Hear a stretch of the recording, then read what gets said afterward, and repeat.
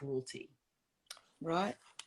In human history throughout, in order to convince a group of people to mistreat or exterminate another group of people, we convince the majority that this minority to be attacked is less than human. Right. We saw it with the Nazis and the Jewish people. Yeah. They were portrayed as rats to the population. Yeah. So that now it's a rat. I can kill a rat, right? Not a human, but I can kill a rat. In Rwanda, we saw this with the genocide. The Tutsis who were being exterminated were being called cockroaches. They were presented as these cockroaches that had to be destroyed. And that presentation of them as animals, less than human, the dehumanizing of them, somehow made it eventually okay for people to embrace the psychology of terror and let masses of people be killed. And so the same thing happened for slavery. Black people were dehumanized. They were called apes and made less than a person, 3/5 of a person. And they are basically a little higher than apes, but not human. And that dehumanization was necessary to convince people to treat Black people like animals, to keep them as slaves, whether it was in a brutal way, to beat them horribly within an inch of their life, feed them poorly and force them to work, or whether it was in kind of a patronizing way, like having a pet. Oh, yeah, we love our slaves, you know, having like they were pets, but whatever it was, they weren't human. And so we have the amendment to the Constitution, and now Black people in America get to be a whole person instead of 3/5 of a person. Let me just jump in. For those of you from other countries, my reading, this is where it woke me up. It was actually written in the law that they weren't human, that it was 3/5 of a person. So Dr. Anita's not just saying this. This was like written. It just shocked me when I read that. It was shocked me. Yeah, and so even and just educating people about that who are out of the country, when we would do our census, and we have a census every 10 years where we kind of count how many people are in the country, and I'm sure plenty of other countries do that too. When the count was made, Black people were counted as 3/5. So not one whole person when the count was made. And so we were dehumanized. So a piece of paper though doesn't change that.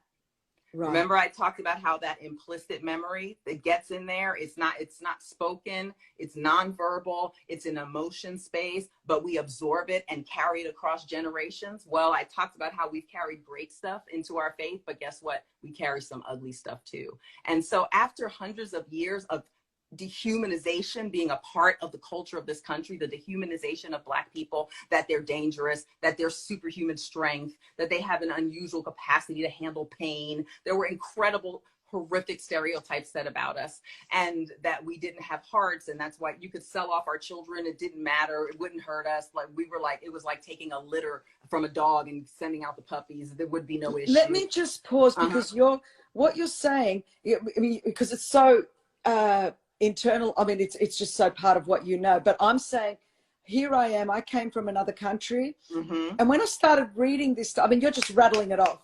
It took me 20 books to go, life. This is real. So just help people just for a couple of seconds to understand, how were these messages sent? All the things that you just said, that we were this and this, and where were those statements or implications made in American history?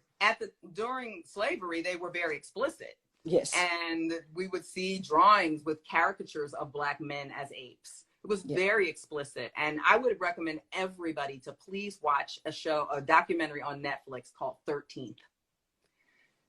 13th gives kind of this long history of how the relationship between slavery and Black people after slavery and law enforcement evolved. It will blow your mind if you have not seen it and you really don't know this story. So please watch 13th.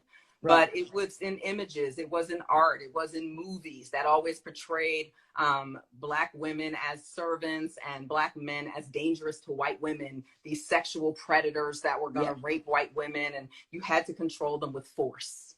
And or on the opposite side, we were these docile, you know, the patronizing side was that we were these docile people who needed, less than people, who needed slavery to keep us safe because we couldn't really handle ourselves in the world. So it was better to have us be owned and kept safe by our owners. So you have these two extremes. Some slave masters were just extremely cruel to these animals that had to be beaten and controlled. And then on the opposite end, you had this kind of patronizing relationship. I remember my daughter and I were in West Virginia. My son had gone to a basketball camp, and I like history, obviously. And I like to visit very old cemeteries in towns. And they're so interesting to me. And so we went to a cemetery there in Lynchburg, Virginia, and there was a statue to some Civil War heroes that were heroes to them for the Southern armies. But we saw a tombstone where a slave had been buried next to the master. And the family who owned the slave had carved into their tombstone that this was their beloved slave who they wanted to be buried next to them. I was just like, really? I mean, even in death, this person has to be stuck next to this person who treated them like a pet at best and a wild animal at worst, but not as a human being. So we want to think that this was history, though, right? And Black folks need to get over this, and this was then, but it's not then for a couple of reasons. One, it isn't that long ago. Just want to point it out. My grandmother, who lived with us when we were growing up, I'm 46 years old, right? My grandmother lived with us when we were growing up. My parents took care of her, and so she lived with us. My grandmother was born in 1907, and Harriet Tubman, who ran the Underground Railroad, died in 1913. So the grandmother that lived with me all while I was growing up, she just died in the late 90s because she lived to be nearly 100 years old. She saw my first child born. Her lifespan overlapped the lifespan of Harriet Tubman. So first of all, it's not that long ago. I just want to point that out. But second, just like when I explained how the implicit memory of our African ethnic heritage was able to come through and still is seen in our faith. And we all thought that was so beautiful. Well, sorry to break it to you guys, but when you put dehumanization into a culture, after a while, you don't have to say anything. Wow. It can pass even without memory, just like these other belief systems. And so the American ethnic identity, which was created from some other ethnic identities and then added some spice to make it its own, some of what it added was slavery and the dehumanization of people who were viewed as Black. And you can't just peel it out. It sinks in, and there it is. And so it isn't about someone being explicitly racist. We're trying to get our hands on who's racist, you know, and there are racists out there. I'm not saying they're not, but our focus on trying to find people who are explicitly racist, like they're at home thinking about how to kill a Black person. That is almost a waste of our time in the sense that it's not going to solve the larger problem. The larger problem is this dehumanization because it's in the subconscious. And I want to share 2 research studies with you guys to hear about that. So in I believe it was 16, don't quote me on the year, but I'll post it later if people want.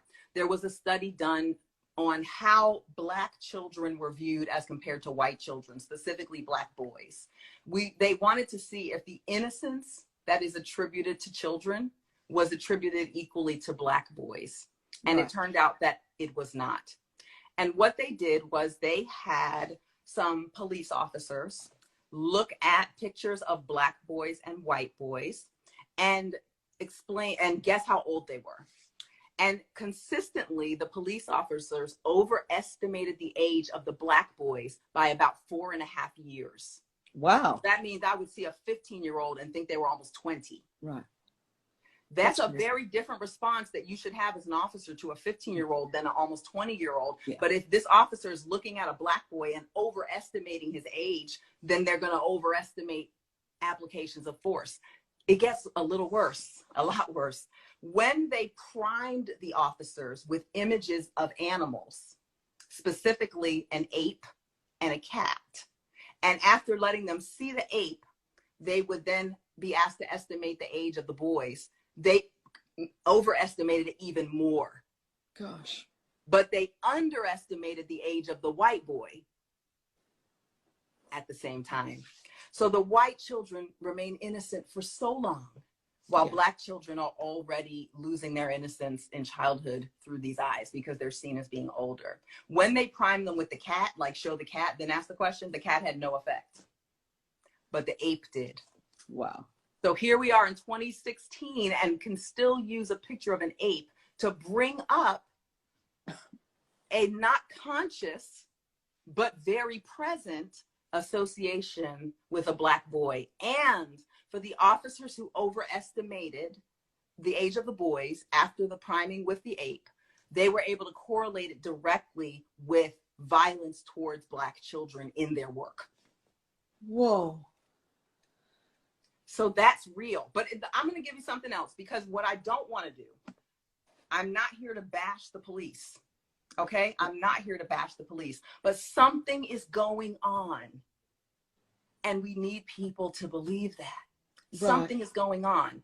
But while we will find police officers who are explicitly racist, we know from their text messages, from their Facebook posts that they're explicitly racist, we will find more often, we're going to find them not explicitly racist, but this dehumanization is soaked into the worldview. And unless it's primed in an experiment, we can't find it. But I tell you who knows it's there? Us. We know it's there.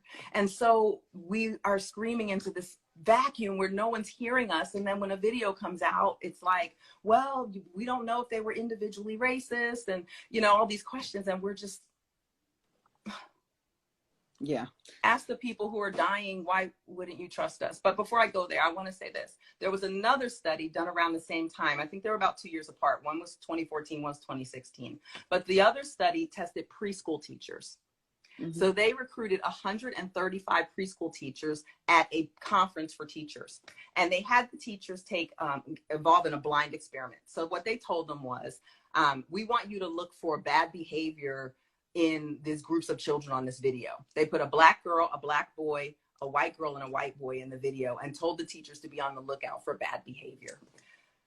The trick here was there was no bad behavior in the videos. But using eye tracking technology, this study was completed at Yale University.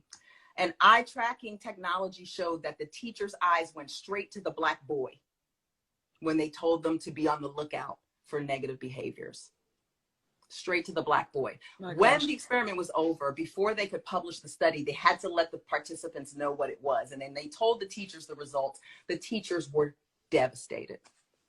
They didn't know they were doing it. And they gave them the option to withdraw their data from the study because of the nature of the study. And only one teacher decided not to let her information. The others were so ashamed and so stunned that they were like, this information needs to get out there. Wow. And so that means when my son is in preschool, he's being watched more intently for bad behavior. Well, if you're staring at something, eventually you're going to see something, right? Totally. But if I'm never looking at the white boy or the white girl, and then even the Black girl, so even with Blackness, there's something more terrifying about our men in preschool. And I want to share that preschool study because I want it to be clear that I'm not just coming for the police. What I'm saying is that even in the place where you would expect the sweetest people in the world to be, preschool teachers. Totally. It's there. This dehumanization and this expectation of a negative behavior is already there in preschool. And it's teaching, it's telling the teachers and the police officers and everybody to expect these things from Black people, but it's also telling us. Yeah. So now we have to recover from an image of us, just like a sex abuse survivor. It changes how she sees herself. This can change how we see ourselves. So now we're trying to recover from the trauma that has changed how we see our own selves. And can we live long enough to get that done? Because we're also being seen as dangerous. Right. And so when we talk about preschool, that's horrifying because we're shaping it from scratch. But when we talk about people who have the authority and the means